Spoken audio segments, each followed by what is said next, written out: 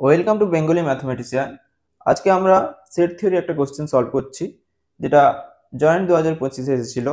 কোশ্চেনটা হচ্ছে, let R equal to 1 2 2 3 3 3 be a relation define on the set 1 2 3 4, then the minimum number of element need to be added in R so that R become an equivalence relation.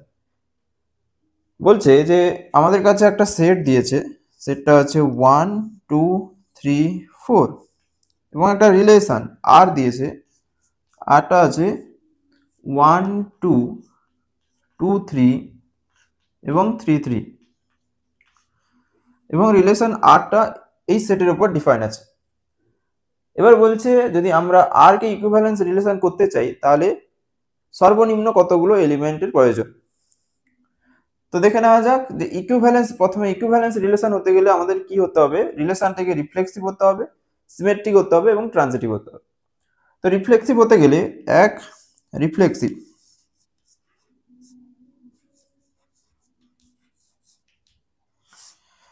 Reflexive হতে হলে কি হতে হয়, যদি একটা set S হয় তাহলে for all element A belongs to S, A belongs to R, এটাই হচ্ছে রিফ্লেক্সিভের কন্ডিশন।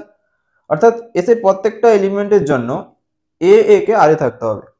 তো আমাদের সেটটা দেওয়া আছে 1 2 3 4, তাই 1 এর জন্য রিফ্লেক্সিভের কন্ডিশন অনুযায়ী 1 1 কে আরে থাকতে হবে। তো দেখে নি এখানে 1 1 কে আছে আরে নেই, 1 1 আরে নেই, তাই 1 1 কে আমরা আরে অ্যাড করছি। 2 এর জন্য এই কন্ডিশন অনুযায়ী সিমিলারলি 2 2 কেও আরে থাকতে হবে, কিন্তু এক্ষেত্রে আরে 2 2 নেই, তাই আমরা 2 2 কে আরে যোগ করছি। 3 এর জন্য 3 3 কে আরে থাকতে হবে, 3 3 আরে আছে, তাই কোনো সমস্যা নেই। 4 এর জন্য 4 4 কে আরে থাকতে হবে, যেটা আরে নেই, আমরা 4 4 কে অ্যাড করছি। আচ্ছা, তাহলে রিলেশনটা রিফ্লেক্সিভ হয়ে গেল। এবার আমাদের দ্বিতীয় হচ্ছে সিমেট্রিক।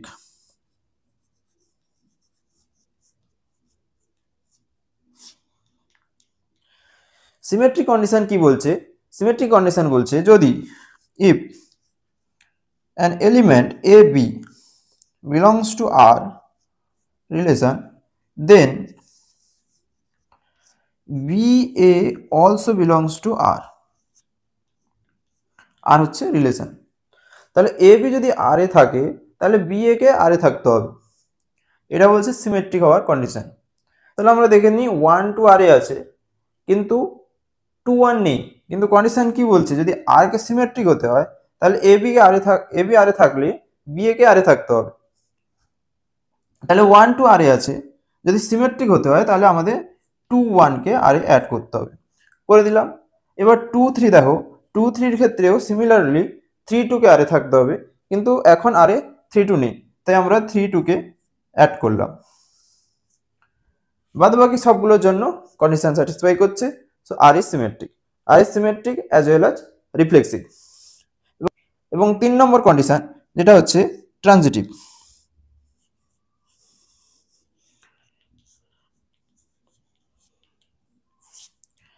ট্রানজিটিভ কন্ডিশন কি বলছে, যদি if A B belongs to R হয় and B C belongs to R হয়, then A C belongs to R হবে। অর্থাৎ দুটো এলিমেন্ট এ বি এবং বি সি যদি আরে থাকে তাহলে এ সি কে আরে থাকতে হবে, তবেই ট্রানজিটিভ হবে। আচ্ছা, তাহলে আমরা চেক করি যে 1 2 আরে আছে এবং 2 3 আরে আছে। দেখো তাহলে 1 2 এবং 2 3 যদি আরে থাকে আর আর কে যদি ট্রান্সটিভ হতে হয় তাহলে 1 3 কে আরে থাকতে হবে, কিন্তু কোথাও কি আর আরে 1 3 আছে? 1 3 আরে নেই, তাহলে আমরা 1 3 কে আরে অ্যাড করছি। এবার যখনই আমরা 1 3 কে অ্যাড করছি আরে, তখন এই দেখো এই যে দ্বিতীয় নম্বর কন্ডিশনটা ছিল না সিমেট্রিক, ওই কন্ডিশনটা ভায়োলেট হয়ে গেছে। কি করে? দ্বিতীয় নম্বর কন্ডিশন সিমেট্রিক হতে গেলে 1 3 কে যদি আরে থাকে তাহলে 3 1 কেও আরে থাকতে হবে, তাই তো? তাহলে 1 3 যদি আরে আছে, 3 1 কি কোথাও দেখতে পাচ্ছ আরে? অবভিয়াসলি নেই, তাহলে আমাদের 3 1 কেও আরে অ্যাড করতে হবে। তাহলে 3 1 কে আরে অ্যাড করে দিলাম। এবার আমরা চেক করে নিই যে রিফ্লেক্সিভ তো হচ্ছেই, সিমেট্রিক হচ্ছে, চলো ট্রানজিটিভ হচ্ছে কিনা চেক করে নিই।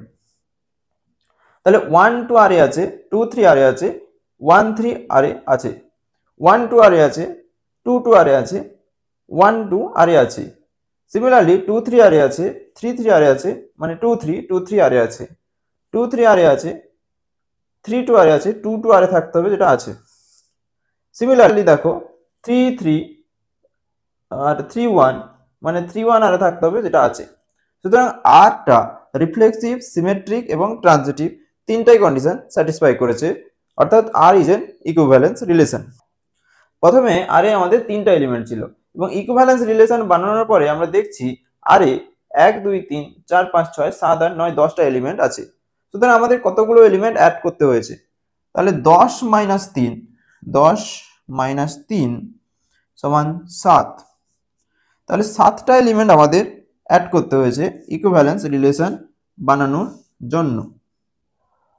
তাহলে minimum number of element needed to add in R so that R become an equivalence relation is 7.